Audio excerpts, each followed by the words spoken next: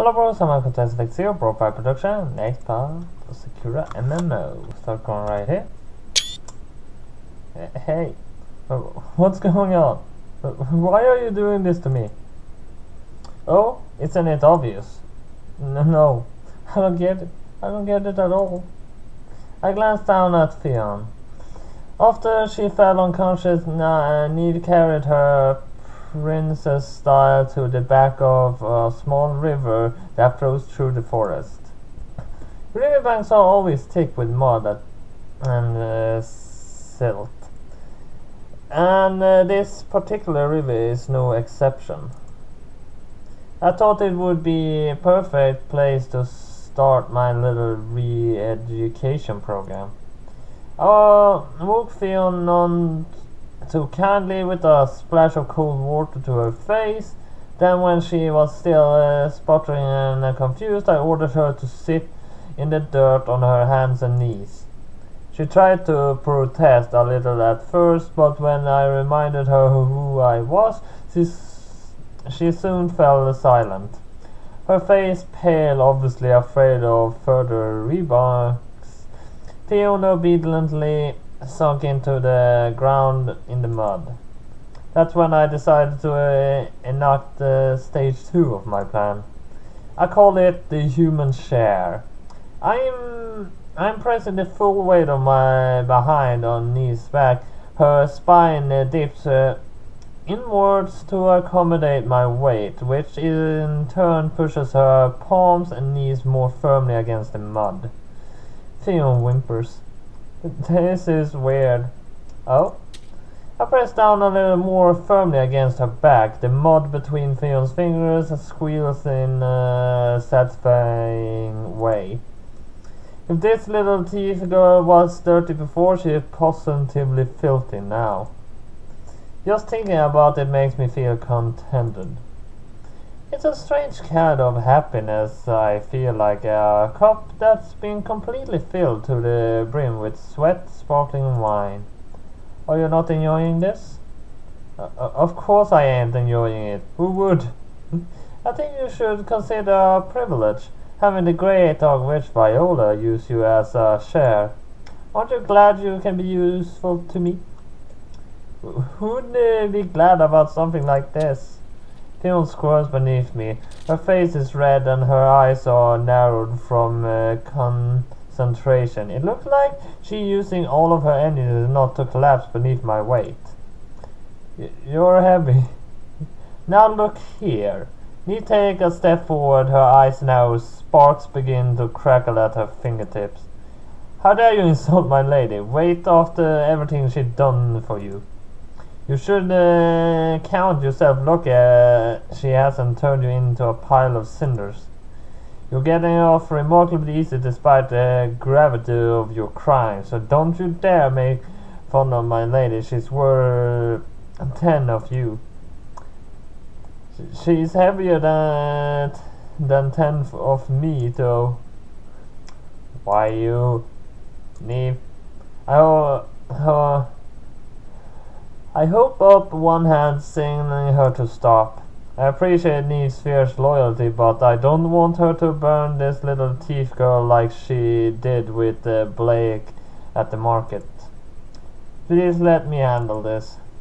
But she's insulting you, and that's why it'd be all the more fun to break her down. I like a girl with a little bit of fire in her. It makes things more entertaining. I press my weight down even more firmly against Fion's back. She gasps in pain. The palms of Fion's hands and the tips of her fingers are driven deeper and deeper into the dirt like tent pegs. Fion's whole body is splashed with mud now. It sticks to her chest, her arms, and her stomach. If only it was chocolate, I might be able to lick it off with the point of my tongue. But that's just an idle fancy. Pinning a cute girl like this down beneath me and slowly drawing my tongue over her exposed body sounds like a fun, bonding exercise. Well, maybe it would be fun if it was a bondage exercise. Aren't you starting to feel good, Phil? Do you feel honored to have me use you as my own personal share? Cruel woman like you should be baked alive in the underworld. How dare you? Neve, hold up a hand once more. Neve's a lot more fiery than she looks, particularly when I'm in the subject of a conversation. I need to keep a close eye on that. I like your attitude, little thief girl. It's too bad that you won't be able to argue against me with that pretty mouth of yours for much longer. What do you mean? Isn't it obvious? I'm going to break you down. I'm going to grind you into the dirt until you realize how lowly and pathetic you are compared to me. Right now you are nothing more than a piece of furniture, do you understand? You're such a bitch. That's right, and you are a share. I hate you. After I saved your life, I raised an eyebrow. You'd have been torn into pieces if it weren't for me. Well, maybe you have a point. Then why don't you try showing a little humility, hmm? But it's embarrassing. Oh, her flustered face fleeking in the dirt really is charming. I wonder if I can make her blush even more. You're embarrassed now, are you? Why don't we see just how much more I can embarrass you, my cute little thief girl? I'm going to grind her down. I'm gonna make her mine no matter what. No method is too dirty. No trick is too underhanded. In the end, I always get what I want.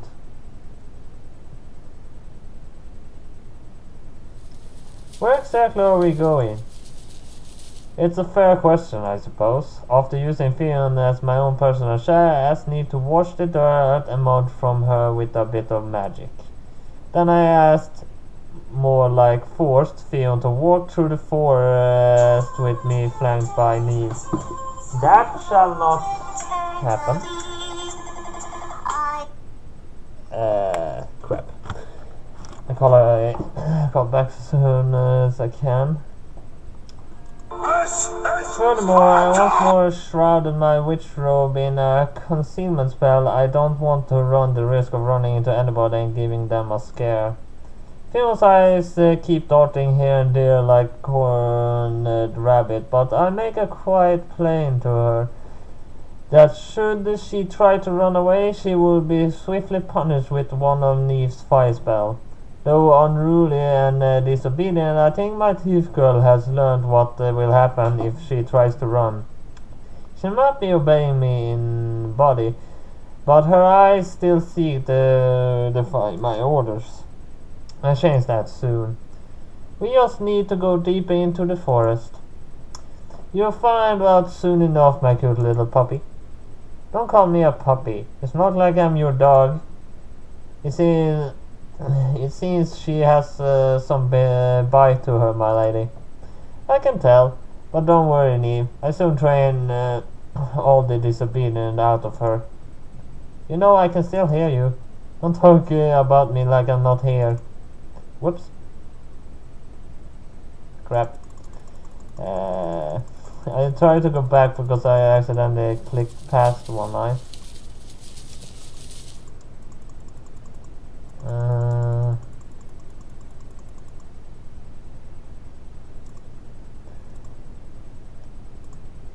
Oh? Neve narrows her eyes. Are you trying to tell my mistress what she can and can't do? Neve's body crackling with the invisible energy, her eyes glow ominously. My mistress is the feared dark witch. Everybody in Aslan knows her name, and everybody fears her. If you answer back once more, I punish you. I punish you so long and so hard there won't even be a speck of you left. Fiona takes a few steps away from Neve. She clings to my arm. And I thought being with the dark witch was bad enough. I think your maid is even scarier than you are. Neve is just overprotective. Don't mind her too much. How can I not mind her when she's glaring at me like that? She's creepy. What did you say? Don't worry about her too much. She won't punish you. Not unless I give her the signal, which I won't. I'm going to give you a different punishment instead. Oh well, ain't that swell? That makes me feel so much better. It should. This punishment might be more stimulating than you are imagining. I pause. The three of us have reached a small clearing at the heart of the forest. There in the center of the clearing is a very large, very tall tree with a lot of hanging vines and old withered branches. We finally arrived. Theon stares at the tree that towers before us, her eyes widen, her mouth falls slack.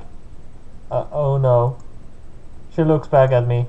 Well, why did you bring me here? Why not? It's all a part of your re-education program. But this tree... everybody knows about this tree. If you get too close to it, it comes to life, catches people in its vines, and then... Yes, what does it do? Theon's face burns bright red. Horrible things, unspeakable things. I've heard the stories. I'm sure you have too. The tree was, funnily enough, one of the most formidable enemies in Asphalt 9. This tree, known as the sentient Sycamore, is a far higher level than the other monsters in the forest. Its abilities to allow it to pick up characters and immobilize them. Caught in the tree's vines and branches, all players' skills become locked, and unless they have team members to free them, all they can is scream as the tree depletes their health. For some reason, this enemy always did more damage to the female characters than the male ones. Sometimes it even destroys female characters' armor. Everybody thought it was some kind of perverse joke set up by the game developers. Perverse joke or not, I don't really care. If this tree can make Fion mind her manners, then I consider it an asset. Let's go. Oh, but we only just got here. I don't like the vibe of this place, it's scary. You are not supposed to like it. It meant to be a punishment. I think I'd rather go back to the river if it's all the same to you, miss. You can sit on me as much as you want, just don't make me go near that tree. I don't want anything to do with it. The poor girl looks so anxious, she is noticeably trembling. Maybe the mere threat of being harassed by this sentient tree is enough to put her in her place. Do I really need to go through with this? I could always take pity on her just this once.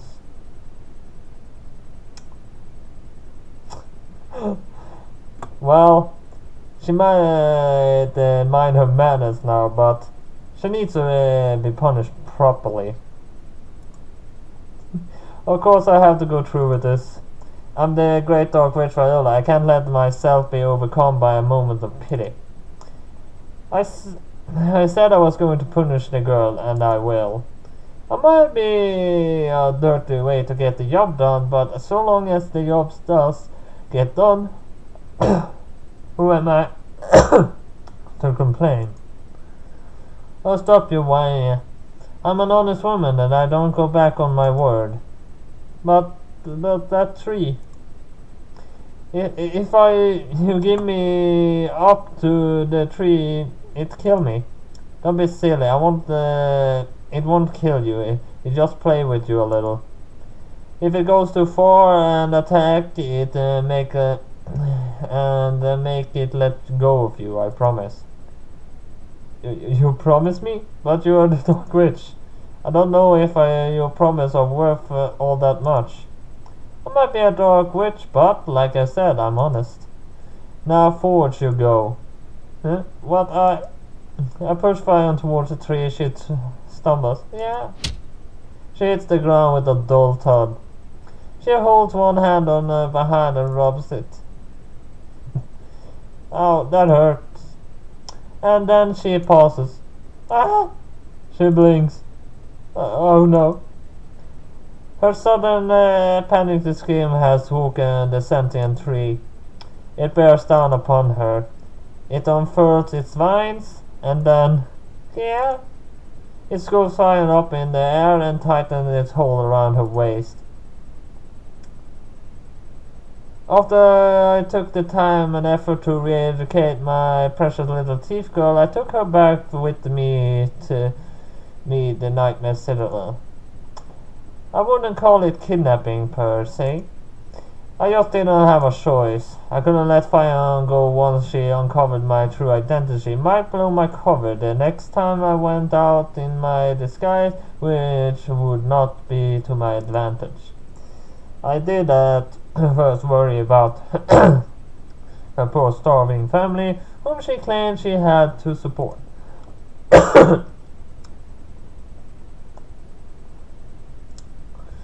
But after Neve investigated the girl's claims, humanely of course, if you want to stretch the definition of word humane, we discovered that the story about her family was just that, a story. The thief girl has no mother and she doesn't have 4 hungry siblings waiting for her back at home. She made everything up to con kiddly passing strangers out of their coins.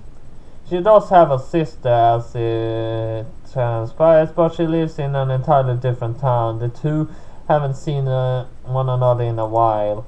The poor little thief girl has no friends, no connections, no family. As such, there was no problem taking her back to my home, unless you consider the ethically concern, which I don't bother worrying about. Now, after having a bath to wash off all the dirt and shame, the thief girl is lying in bed. In my bed, I might add. Her eyes are closed and she is sleeping. Her hair fans about her head across the pillow. She looks peaceful like this. Vulnerable. She's cute. Cute enough for me to forget all the pain she put me through. I really am weak against adorable girls. Are you sure this is alright, my lady? What do you mean? I'm referring to bringing this girl to you, your citadel. I don't particularly want to babysit this obnoxious brat, and I doubt you do either. Well, I don't much mind the sitting part. I'd be more than happy to do that if it would further her re-education. I giggle under my breath. Neve still looks unconvinced. She frowns, her arms crossed beneath her chest. I don't know. What the hell?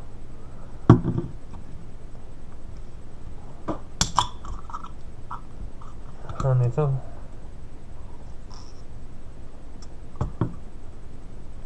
I know that you enjoy playing with new toys, my lady, and I can't fault you for it, but this would probably be a lot simpler if you killed her. Honey, I'm shocked at you, my lady. I'm not a brute and a psychopath. I don't commit murder, especially not for fun, or in a whim. I only unleash my magic at those who threaten me, and even then I try to settle things diplomatically first. You should know that. Yes, I know. Neve hangs her head, suitably covered, her cheeks flush. I'm sorry, my lady, for insulting. I don't know what we're supposed to do with this pest. Who knows where she's been? She's probably riddled with fleas. Then it's a good thing we gave her a bath, isn't it? I don't like her sharing your bed either. It just isn't right. You're the owner of this citadel. Vauda is a sacred chamber. None save yourself and your most trusted servant should be allowed to enter this room. Oh? Raise an eyebrow. I can't stop myself from smirking. Are you jealous, Neve? I'm not jealous. I just... Neve presses her fingertips together and looks down at the floor. Though she doesn't admit it, she's jealous. She's totally jealous. How cute. I'm so lucky I have a maid who's so devoted to me. I just don't think it's proper, that's all. You didn't much care about propriety when you attacked that poor half-breed at the marketplace. He deserved it. He insulted you, and this thief girl deserves much, much worse than the so-called punishment you gave her. She stole from you and I can't forgive her. I won't forgive her. You don't need to forgive her, Neve. This little thief is my guest, not yours. I suppose you're right.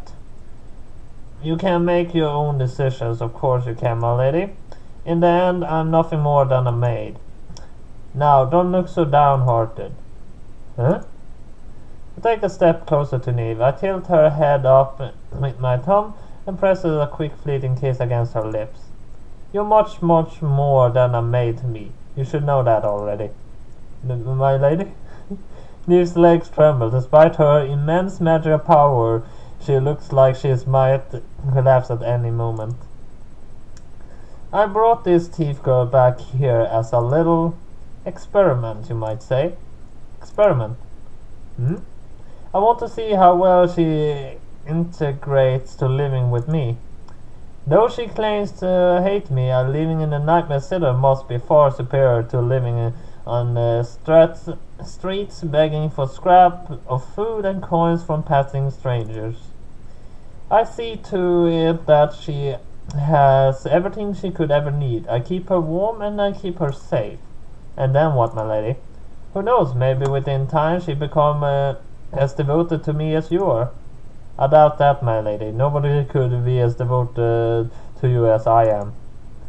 Probably not, but she could be a useful ally in the future.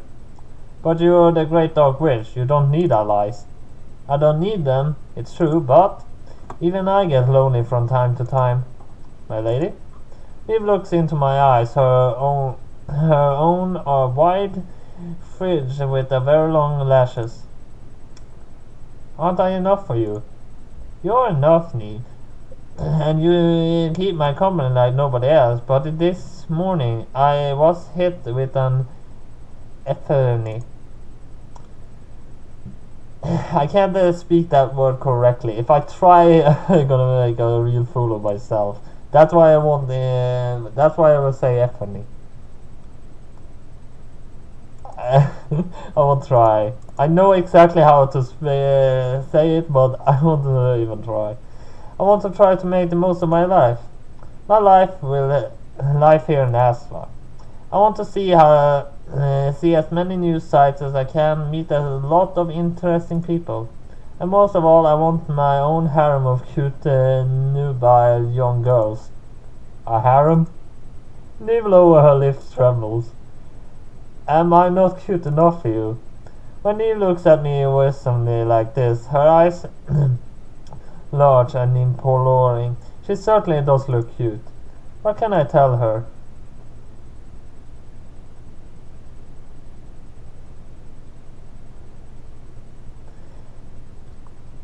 You're the cutest girl I know, Neve. Of course you're the cute enough for me, Neve. You're the cutest girl I know. You...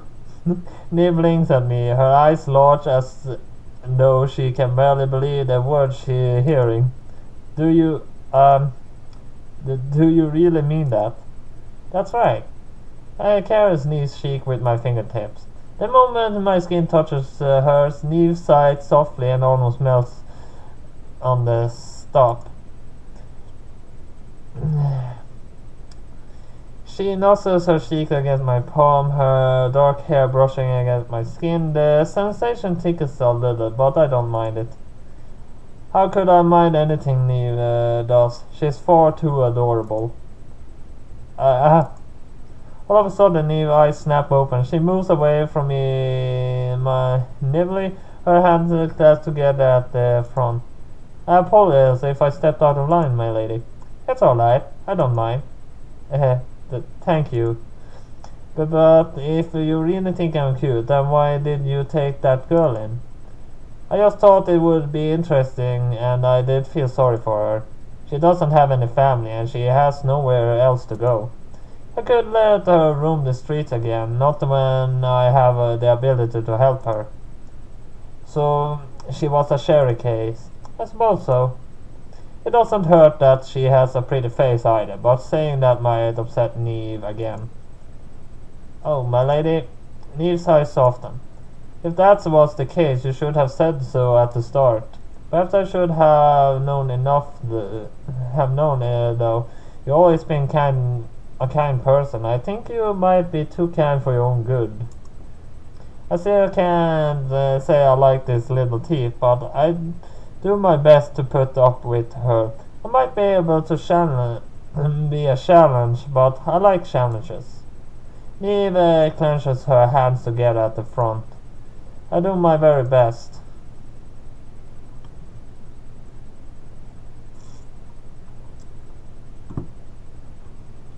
A few days pass, and Fiona seems to getting accustomed to her new life. Why is there so much cutlery? Though she was a little perturbed at first to be living in such large castle, I think she's made the transition between her old and new lives fairly well. I thought this was supposed to be poisonous. Theon sits at the long dinner table in the middle of the dining hall, staring at her dinner curiously. And this is a lot of food. It seems like it's such a waste. Well, maybe she hasn't completely accommodated to her new surroundings, but she's doing her best. Theon picks up a leg of mutton with her fingers. She brings it to her lips, ready to take a bite when... Excuse me, Miss Theon. Neva appears at Theon's side, her eyes narrow at her lips first. You are supposed to eat you are not supposed to eat it with your hands. Huh? Then how else am I supposed to put food to my mouth? That's what all these forks are for. You do know what forks is, don't you? Of course I know what forks is. I might not be the smartest girl in the world, but I ain't an idiot. Then you should know, I hope, that forks are typically used to eating one's food, not one's fingers. Yeah, I got that. But there's so many of them. Theo looks at the array of forks around her plate dubiously. I didn't know which one to pick. So you thought it would be better to pick up your food with your bare fingers like an animal? Say that again. Gladly. I asked, did you think it would be better to... Neve, please. I hold one hand up, signaling her silence. Of course, being the lady of this castle, Huh? That's weird. Of course, being lady of the castle, I sit at the very head of the table. My chair is the fanciest one of all. It's lined with a plush red cushion, and the legs at the arms are made of the most expensive mahogany. And you too, Fion. Don't eat like an commoner in my presence. I got news for you, Lady Viola. He says my name with a small amount of contempt. She really is a feisty girl. I was living on the streets up until a few days ago. You was the one who decided to take me in. And if you don't like me, you can always throw me back out onto the streets. I don't care. Now, why would I do foolish things like that?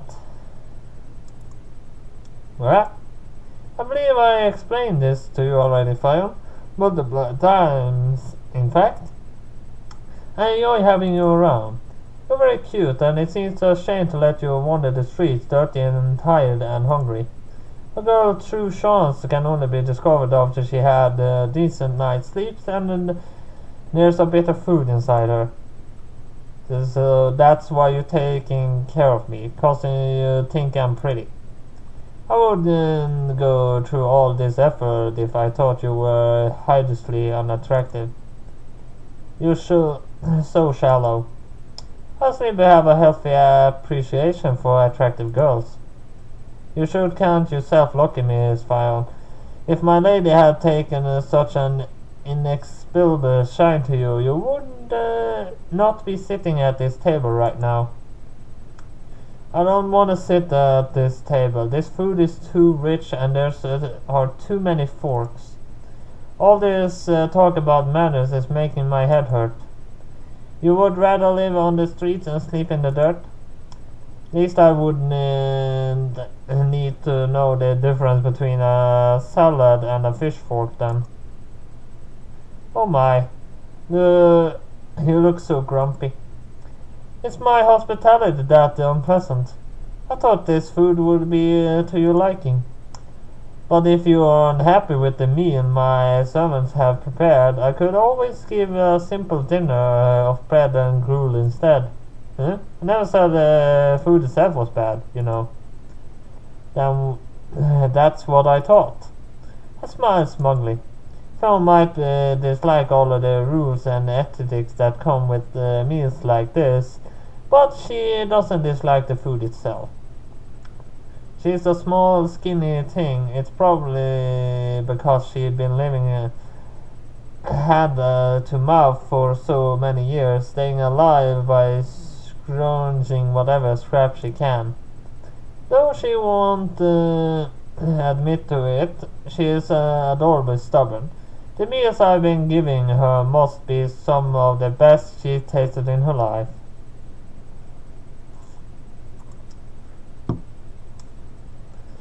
She was as thin as a rail when I first found her, scrabbling in the dirt for her mother's supposedly precious ring. Now she's put a bit of weight on her cheeks, have a nice healthy glow to them. Her hair looks softer though. If shampoo it myself every night and comb out all the knots. She's becoming a precious little gem, and I don't want to let her go. I still need to polish her a bit more so I can really make her sparkle.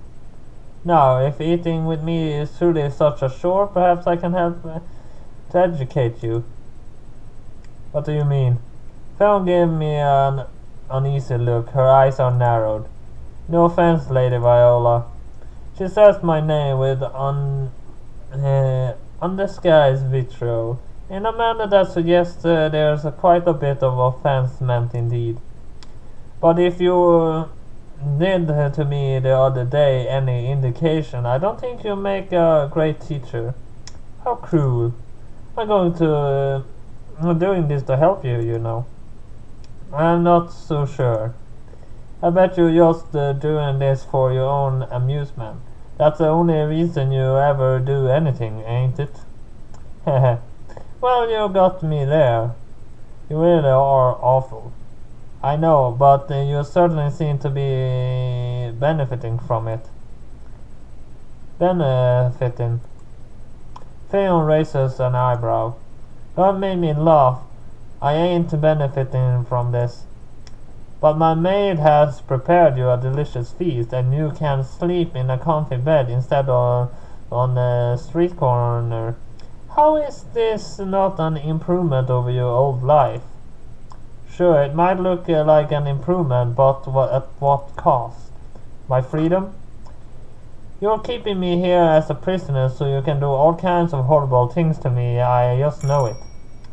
Now, why would I do anything horrible to you? Why wouldn't you? You're the evil dark witch. Theon snorts. I don't mean to be rude or anything, my lady, but you don't have a great track record at being nice so far. I did save you from those skeletons, remember? Oh yeah, You did, so you could watch me scream and squirm and beg afterwards. You didn't save me because you were worried about me. You did it because you wanted to punish me yourself. You said as much. Well, after you threw me in the tree and let it have its way with me, I think I'd rather have been torn about by those skeletons. At least they would have relied humiliating me quite as much as you have. Fiona's cheeks are burning red with rage. She curls her hands up into a fist and bangs the top of the table, making plates of food rattle. I ain't gonna sit here a moment longer and pretend to play nice with you. I'm sick of you, and I'm sick of your fine food, and I wouldn't stay here a second longer if you let me leave, but you won't. I ain't a guest here, I'm a prisoner, and I ain't never gonna be friend. I'm never gonna forgive you for what you did to me. I really can't stand you. Phil gives me a reproachful look and gets to her feet. She marches out of the dining room despite Neve's protest and her eyes narrowed. He watches her retreating back with a frown.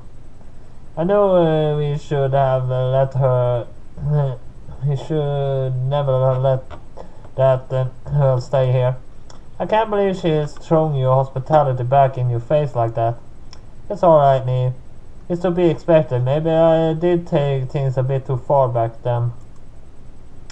I frowned, arms folded, and leaned back in my seat. Pushing Fion down into the mud would have been one thing, but letting that tree have its way with her was another altogether. Any girl would find being abused in such a way humiliating, particularly in front of other people. I can't really blame Fion if she hates me. I got so caught up thinking about my new life in Aspa, free of the rules and restrictions imposed upon me in the human world, that I overstepped boundaries and went much too far. Perhaps I should have apologized to Fion. As the great dog witch, I should be above apologizing to others. I'm sure that's what Neve would say, but I can't suppress a twig of guilt in the pit of my stomach. Alright, I made up my mind. I push my food to one side and get to my feet. I'm going to talk to Fion about what happened earlier, and I'm going to tell her that I am sorry. But my lady, Eve stares at me, her eyes wide. You have absolutely nothing to apologize for. Yep, I knew she'd say that. I called it. You should demand yourself to apologize to a commoner. She stole from you first. She deserves everything she got. Maybe not. But I didn't have to be quite that cruel. I don't want her to hate me in such a way, given how cute she is. I think I need to set this right. Theon, I thought you might be in here. I entered the thief girl's room without knocking on the door. As I expected, Fion lying face down on the clean white sheets, her arms wrapped around the pillow. She looked so small and frail like this. Another painful stab of guilt pierced my stomach. I guess I really did go too far, huh? Phil's bedroom looks almost identical to mine. I'm the one who furnished this castle, so all the rooms were designed with my personal preference in mind. I found of a large towering piece of furniture and a bed big enough to lose oneself in. But this is probably too fancy for Fion's tastes. She looks like she's being swallowed by my bed sheets. This whole time I just forced my presence onto Fion without taking a moment to consider how she might feel. I should have been more considerate. Fion must be thinking that too, because she sits up on her bed and glares at me. I did and say you could come in. I know you didn't, but I want to talk to you. Well, I don't want to talk to you. Like I said, I don't even want to see your face. Oh my.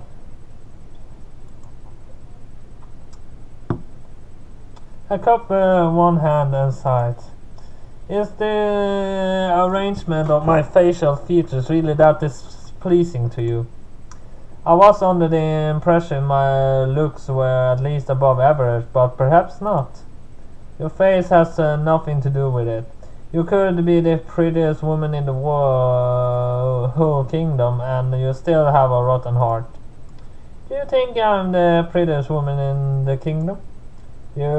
I Phil squeezed the pillow a little closer to her chest, her cheeks turned pink. That ain't nothing to do with anything. Damn it, just listen to what I'm trying to say. I'm listening now, I promise.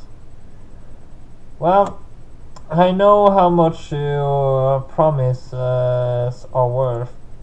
How cruel. I might do wicked things, but I never break in my promises. Aren't you the one who fed me a tissue of lies back in the forest? I only did it to survive. I wouldn't swindle people if I didn't have to. You bully young girls just 'cause you can. It's totally different. You're despicable. And not adorable. You're pretty, damn it.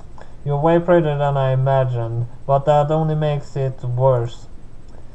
It'd be easier to hate you if you were an ugly old witch like the stories say, but you look like an ordinary woman. Oh dear. I sighed and shake my head. And what else do the stories say? People think you eat babies and grind their bones down to make you potions, amongst other things. How barbaric. I would never do anything that gruesome. So you wouldn't hurt a baby, would you? At least that's something? Of course not. They don't have nearly enough meat on them to make delicious dishes, and grinding their bones into powder sounds like a far too much effort. Huh? Phil pulls her plate. I take back everything I just said. There's no saving a depraved woman like you. Maybe not. But it's not. But I'm not the ogre you seem to think I am. I did a bit of thinking, and I glanced down at the polished wooden floorboard, suddenly cowed and frowned. I really am sorry for what I did to you. Huh? Come again? I said I'm sorry. I shouldn't have pushed you into that tree. It was wrong of me. Well, it's easy to say that, but I won't change the past. I can't trust you just 'cause you apologized. I know that, and that's why I'm willing to show you how sorry I am through my actions. Is there anything you would like me to do for you, Fine? No favor too small. You could always let me go. And live on the streets again? I couldn't bear that. That sounds more like inflicting a cruelty upon you and then a kindness. Can't you think of a little bigger? I'm a powerful dog witch, you know. There's almost nothing in the world that I can't make possible with my magic. Really? Phil sits up a little straight at this, her attention piqued. There are no limits. Well, there are one or two. Maybe I should have spoken so carelessly. I can bring people back from dead. That isn't impossible. Huh? Fiona notably deflates, her shoulder slumps. But you have that necromancer's necklace or whatever. I do, but that necklace can't reverse the state of death. I can make skeletons rise from the earth and animate corpses, but they're not truly alive. Like you saw yourself, those skeletons weren't real flesh and blood humans. They were lynches animated only by the desire to kill. If somebody you love has died, it would be far kinder to let them rest. If you revive them, they wouldn't be the same as you remember them. In fact, they would probably be a danger to you. I see. Phil sighs and draws her knees up beneath her chin. Well, so much for that. some all-powerful dark witch you are. I'm warning you for your own sake, Fion. Yeah. Another side. Well, there's one other thing that you could help me with, I guess. If you're really willing to apologize to me, that is. Well, and what is that? To explain, I guess, I have to tell you a little about my past. So you're going to give me a history lesson. It's nothing that grandiose. It's a sad story about an ill-fated family who suffered cause of the community they lived in. You see, I was born in a city called Moutier. It's a very pretty city with lots of beautiful white buildings everywhere. I guess it's kind of famous, I say. Moutier is one of the biggest in Aspa. There are a lot of markets there, much better than the one in Hawthorne. If my memory serves me correctly, I purchased most of the furniture that decorates my home from Moutier. My mother died a little while after she gave birth to me. I never really knew her, so I've never missed her. As for my dad, however, I really did love him. He was the most wonderful father a girl could wish for. He used to play with me all the time, and he always bought me new clothes and toys whenever he could. He spent all his money keeping me and my big sister wholly happy. We really were happy back in those days too. My father owned a small grocery store. He bought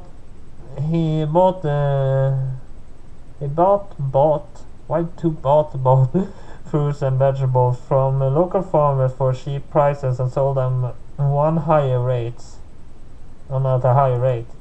He worked for long hours and never complained. My father was a kind, patient man, and he never complained about anything, even when I was being a pest. We had a nice house, and my sister and I always had pretty clothes to wear, with matching ribbons in our hair. We had everything we could have wanted, and I was never sad or lonely. At least until one day, far in winters. The city guards knocked on our door and our shop, on the door of our shop when we were all closed for evening, and demanded to speak to my father. Fern's voice trembles, her body trembles too. I want to rest a comforting hand on her shoulder and offer her a few reassuring words, but I know I can't. I don't have that right. I made Fayon suffer a lot over the last few days, and I know she doesn't trust me. Ouch.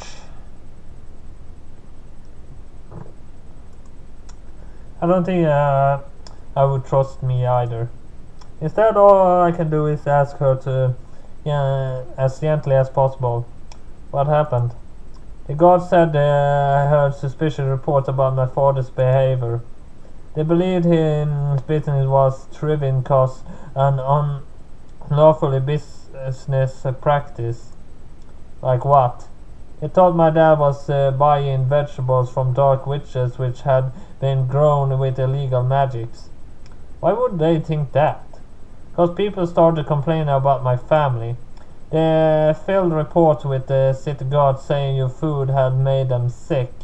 They accused my dad of being a dark witch sympathizer, and they said he was trying to poison everyone. Was there any truth to these rumors? Of course not. My dad did some business with witches, but that's only cause he felt sorry for them. Nobody else was buying their stuff, you see. My dad just wanted to help people. He's only ever wanted to help people. And the city folk used that as an excuse to attack us. They were jealous of us because of our nice house and our nice clothes, and they decided to bring us down. The city guard came to our house late at night, and they took our father away.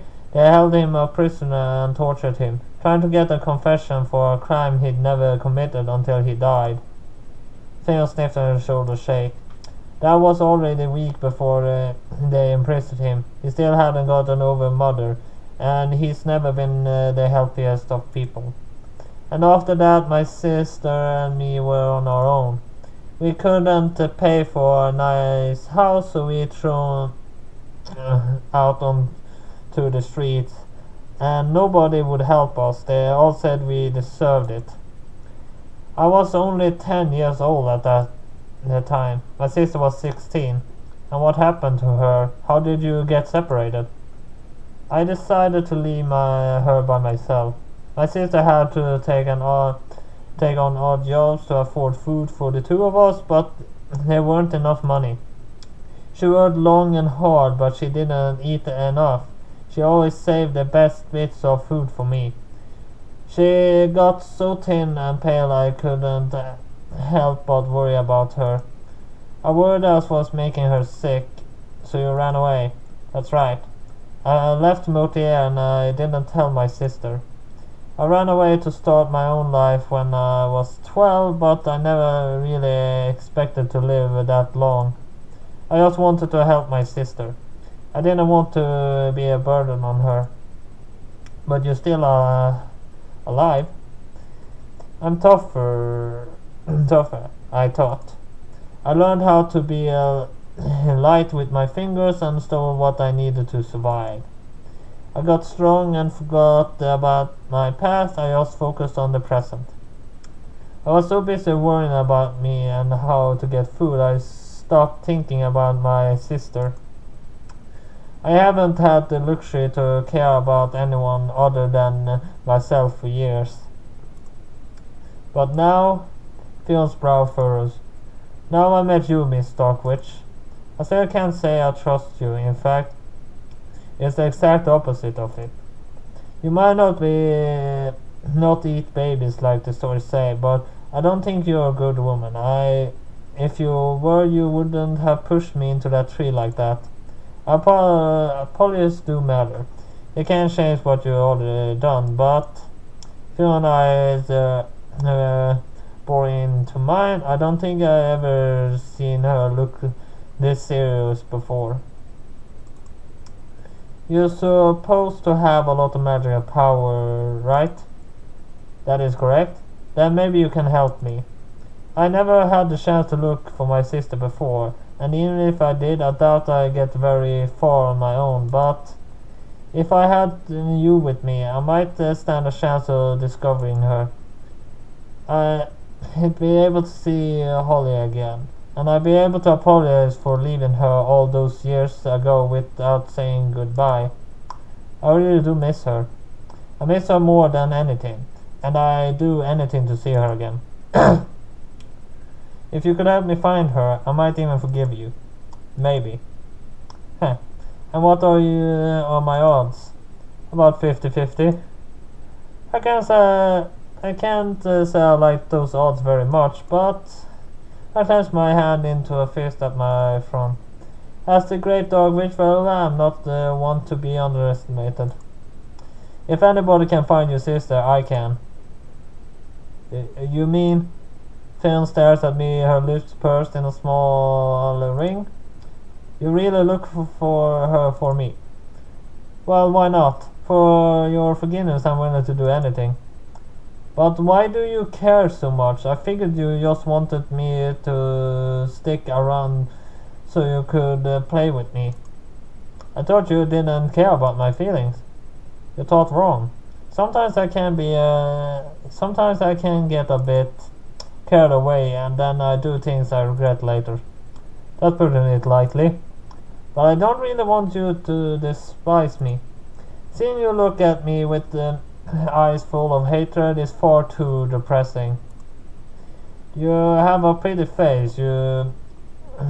If you scowl too much, you get wrinkles. What a shallow reason for wanting to help somebody. But I don't want to help you. Reason be damned, isn't that enough? I don't know. Do you really think you can find Holly? If she is anywhere, she'd probably be in Mortier, but she could move for all I know. If she ain't there anymore, she could be anywhere. Oh yeah, of a little faith. Don't look so gloomy. I smiled cheerfully. doesn't matter if she's in Motier or not. She won't be able to escape from me, no matter where she is. I'll find where she is hiding, and I'll drag her out by her hair.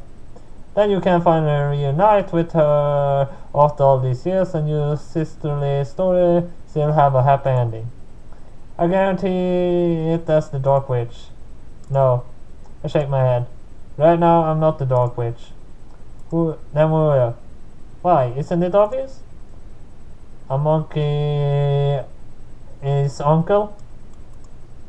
That's what I feel like right now, but no. Right now, I'm your fairy godmother. We go to Motier tomorrow, you, Neve, and me, and we hunt your sister down, I promise. And as you should know, I don't break my promises. I'll do anything if it will make Fion forgive me. It might not be much, but I hope this little gesture is enough to show her that I really do care. Damn, it's a long between the pictures. So this is Motier. It's been such a long time since I came back here. I feel kind of nostalgic.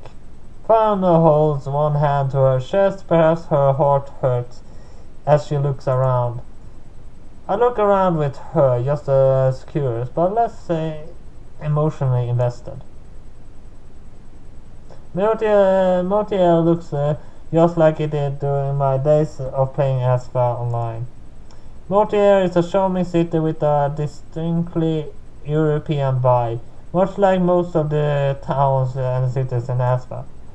I guess classic Japanese architecture doesn't give you that fantasy feeling. The buildings are all white, so bright and pure and almost hurt to look at. The ground of an uneven cobblestone mixed the broken bits of pale pink and white shells. I can hear the sounds of waves in the distance. Motier is built by the sea, and there are a large number of tedious fishing quests available around the docks. I never enjoyed fishing quests. Fortunately, there isn't a reason why my party and I came here today. So much time has passed since I last saw this place, but standing here it feels like no time passed at all. It's weird. I rest a hand against Fion's shoulder. It's alright. You can take your time to remember. Huh? Fion strokes my hand away from her shoulder. It's not like I owe you any thanks or anything, you know. You might have brought me to Motier, but you still need to find my sister.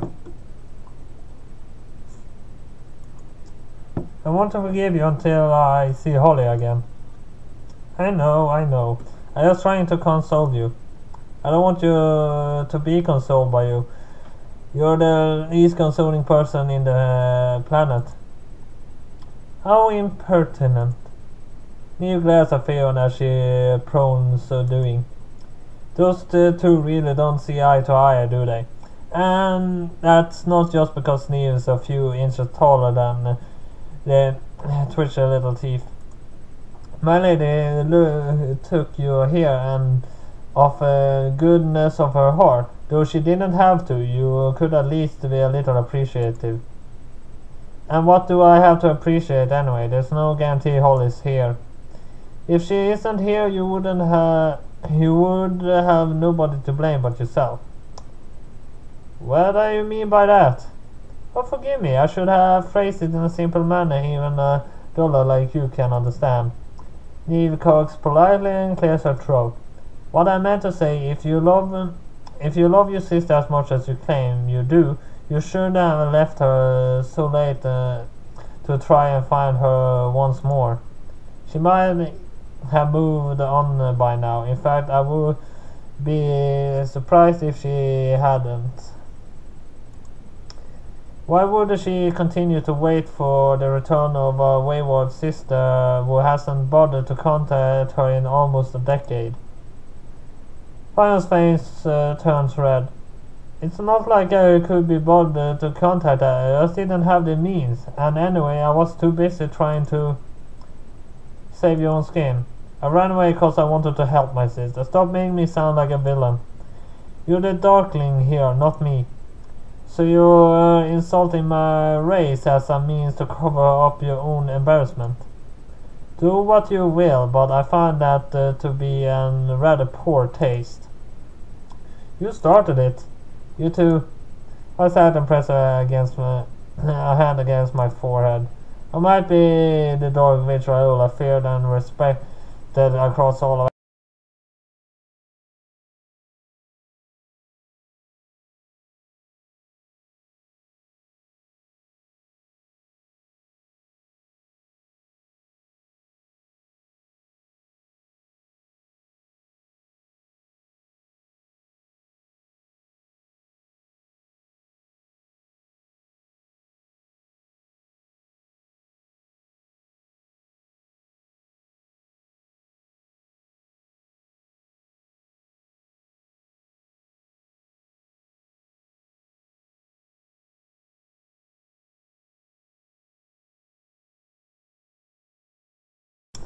a whole hour. Well, I'm gonna cut that into 2 parts, and hopefully by the next episode we will actually get to another picture. Seriously, a whole hour of reading without a single picture. Well, well, I'm gonna upload it actually as it is. It's an hour, anyone can sit and just listen. Well, that was all I had for Sakura MMO this time. Now to hit like and subscribe, and see you next time. BroFive!